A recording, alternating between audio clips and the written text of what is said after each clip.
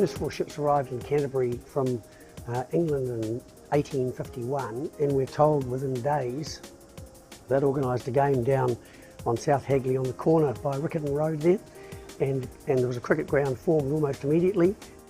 And then in 1866 or 1868 they moved the ground to the current Hagley Oval, and that pavilion, which is the umpire's pavilion, was relocated here. So it's been a fantastic venue for a long time. I grew up at the St Albans Club, which my family has great history with. Dad played there, my brothers played there, and obviously I played there for a long time. And we used to play out in this beautiful venue that you see now. But it's changed a lot now. Obviously it's an international ground now, and Canterbury play a lot of games here. So yeah, I've got a lot of history here. Within this park itself, there could have been 20 games going on.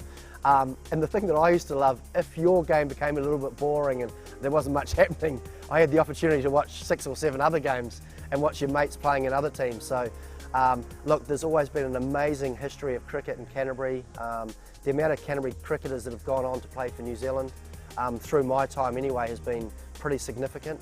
And we certainly hope that that continues.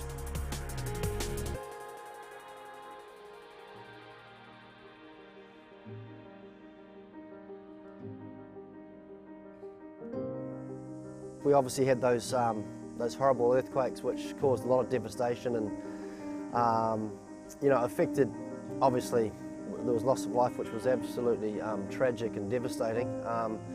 But I think cricket as a sporting body sort of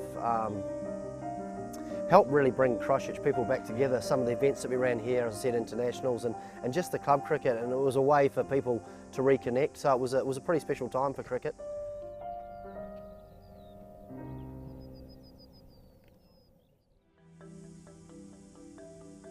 Our prime role was to try and establish a new ground for Canterbury cricket, which was accentuated again or further in 2011 by the earthquakes.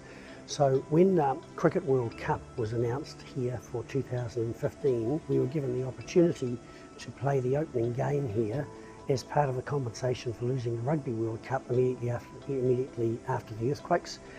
And that accelerated this development and enabled us to raise the money and $10 million to build this pavilion, which was in place for Cricket World Cup 2015. We're delighted with this facility. It was one of the first anchor projects in Christchurch after the earthquakes, and we've now got international cricket of all types back in Christchurch, which is fantastic. To have now the Under-19 World Cup, it's brilliant, and I think you'll find that the Canterbury people will support it.